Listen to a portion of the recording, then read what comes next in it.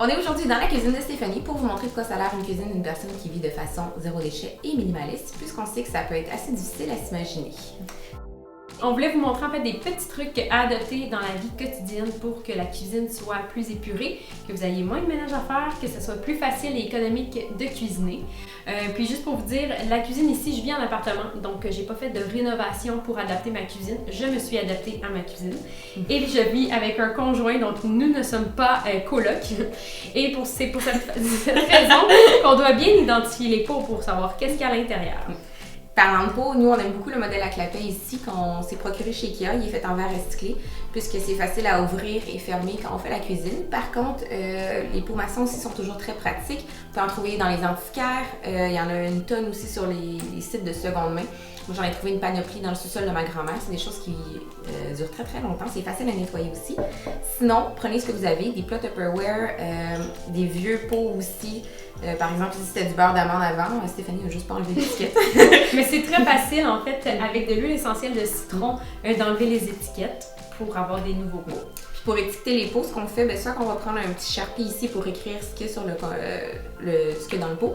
Ça s'efface très rapidement par la suite lorsqu'on change d'élément. Sinon, on prend la Dymo ici. C'est un modèle qu'on a trouvé sur Kijiji, qui est vintage, à embossage. Par contre, ça se trouve sur le web. Puis j'imagine dans les antiquaires aussi que ça pourrait se trouver. Il faut juste fouiller un peu. Et ici, c'est la bouteille d'huile d'olive, en fait, vu qu'on la jette en vrac, on la remplit. Moi, je la garde sur le comptoir parce que je l'utilise assez fréquemment.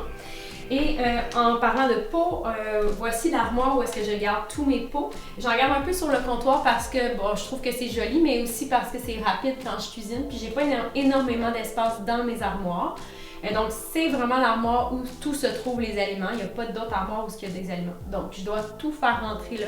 C'est pour cette raison que je sélectionne les pots. Je fais une rotation des noix. Des types de noix, des types de farine. On en a parlé aussi sur le blog récemment de cette technique. En bas, je vais placer plutôt ce qui est des collations parce que quand on a un mode de vie un peu plus zéro déchet, on cuisine plus, on n'achète rien qui est emballé, donc des barres-tendres, des croustilles, des croustilles parfois, mais des petits craquelins, des choses comme ça, on les fait. Au deuxième étage, il y a plus ce qui est pour cuisiner. Et ensuite, en haut, je mets le surplus dans des plus gros pots style Tupperware de plastique. Parce que quand on achète avec Nourrir, exemple, on va acheter au kilo. Donc ça en fait beaucoup, on peut pas tout garder dans des pots. Donc je les mets en stockage en haut. Ça permet d'être plus économique puis d'aller moins souvent aussi acheter en vrac dans les boutiques. Puis en haut complètement, j'ai un peu de canage, des choses que j'achète, exemple des tomates en canne et des choses qui sont emballées, que j'ai pas nécessairement trouvé d'alternative puis que j'aime manger, donc je garde. C'est souvent des emballages recyclables quand même, par contre. Oui, exactement. Des choses qui peuvent se recycler facilement. Sinon, on a toujours un tiroir aussi avec des sacs réutilisables, serviettes réutilisables, des pellicules de plastique, des pellicules de cire à bec pour remplacer les pellicules de plastique. On les regroupe tous au même endroit, comme ça c'est plus simple quand on part sur le pouce puis qu'on veut faire nos courses aussi, tout est regroupé, on sait aussi, pas besoin de chercher. Sinon, on se garde aussi notre panier près de la porte avec tous nos sacs réutilisables pour faire nos courses, comme ça, dès qu'on sort, on le voit, il est près de la porte, on a juste à le prendre et partir. Pas d'excuses. Et on a ici le tiroir avec les ustensiles, en fait pas les ustensiles vraiment pour manger, mais plus pour cuisiner. Donc je suis sûre que chez vous, vous avez ça, vous avez vécu ça, avoir 4 épluches patates, 8 couteaux, 14 spatules, mais on n'a pas besoin de tout ça. Donc il fut un temps où ce tiroir était vraiment rempli. Tous les deux, on a vécu le même processus d'épuration. Puis on a décidé d'en laisser de côté, d'en donner aux gens qu'on connaissait ou dans des endroits de seconde main qu'on a mentionnés sur le blog aussi. Donc on garde l'essentiel. Puis aussi, j'ai mes essentiels sur le comptoir directement dans un pot maçon, ce qui fait que c'est plus rapide à prendre. Puis quand on cuisine, c'est plus rapide encore une fois. On a plus d'espace aussi par la suite. Sinon, ce qui est des produits ménagers, on va toujours prendre des choses aussi qui sont réutilisables, lavables, compostables, comme la brosse juste ici. La tête, elle est interchangeable, puis quand on a fini, on la met au compost. Ensuite, même chose pour tout ce qui est des linges pour faire la vaisselle. C'est des choses qui sont lavables, on a juste besoin de prendre une lingette, si on en avait une qui est tricotée même, il y en a plusieurs qui se vendent comme ça. Puis à la fin de sa vie, on la composte, celle qu'on utilise présentement. Pour ce qui est des produits ménagers, ben, c'est des savon à vaisselle et puis savon à main. On va les acheter en vrac. Il y a des marques québécoises qui sont remplissables, facilement trouvables aussi dans plusieurs épiceries zéro déchet.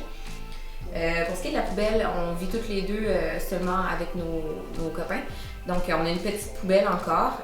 Par contre, il n'y a vraiment pas beaucoup de choses dedans. Donc, ce qui fait qu'on est encore dans notre cuisine, mais on la sort très, très peu souvent.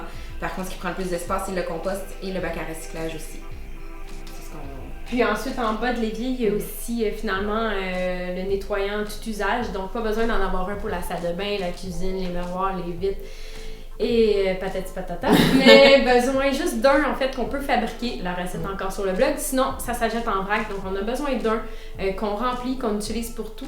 Donc, on a besoin de moins d'espace pour ranger tous ces produits nettoyants qui ne sont pas nécessairement nécessaires puis qui sont souvent plus toxiques pour la santé. Donc, je crois que ça fait pas mal le tour de la cuisine. Donc, si vous avez des questions, des commentaires, des choses que vous aimeriez savoir, juste nous écrire. Ça va nous faire plaisir de faire d'autres vidéos pour tout vous expliquer. Et puis, peut-être mentionner aussi qu'au début, c'est peut-être un investissement d'acheter des nouveaux pots, des choses comme ça pour ranger dans ses armoires. Mais quand on achète de qualité ou même seconde main des choses de qualité qu'on aime, on les garde longtemps. Puis on en prend plus soin. Merci.